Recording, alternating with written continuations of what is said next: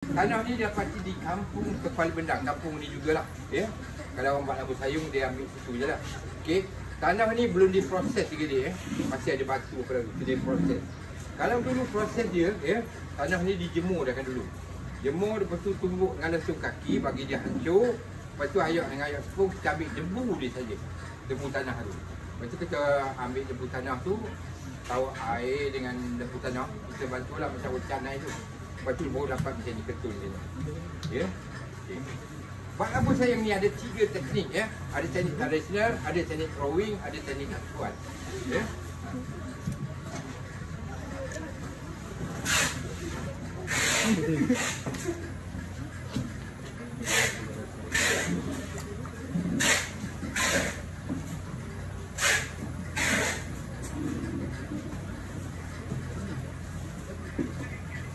Okey, tanah ketul dia, dia tak ada apa, tanah ni padat.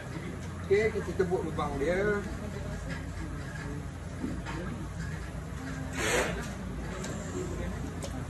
Kita bentukkan dia.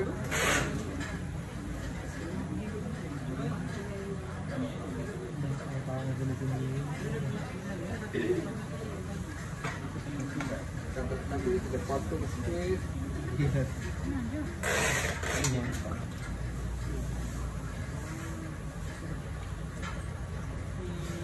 Ini kita bangkai kecil saja, ya. Kita bentukkan dia. Baru ni.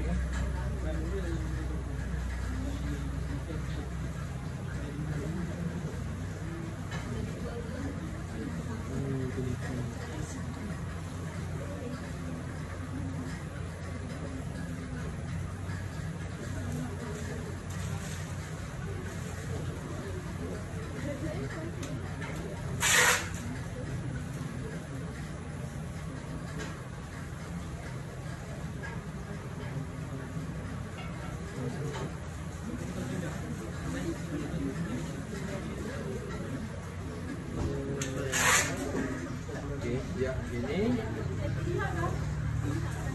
Okey.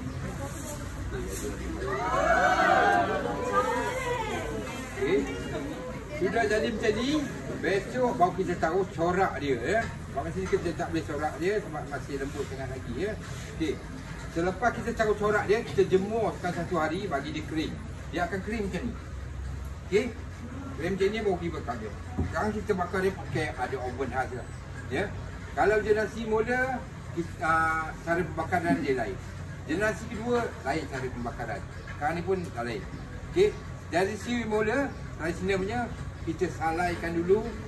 Lepas salai, kita angkat bawah, kita bakar dengan bulu. Ya, bulu yang dah mati. Bulu mati, ada kira bara, baru kita angkat. Okey. Dari situ generasi mula.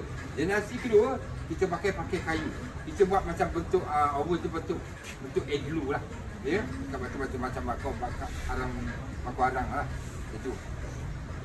Jadi sekarang ni kita ada oven khas. Kita ada pakai elektrik, ada diesel, ada gas ada. Tapi kebanyakan pakai gas lebih senang. Ya. Okey, betul. Okey, bakaran dia sekarang ni 8 jam. Suhu dia 975 Celsius.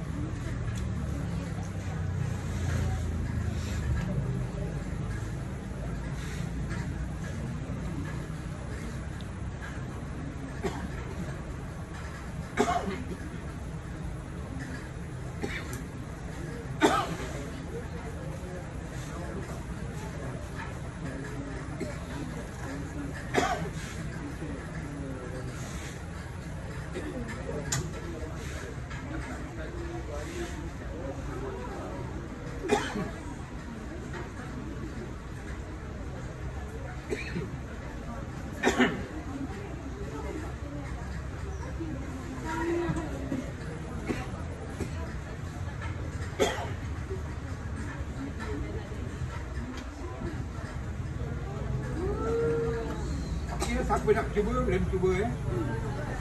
Cuba sampai hancur pun boleh, tak ada masalah,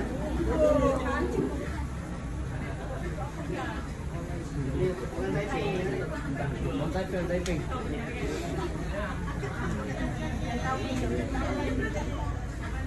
Alright, cuba.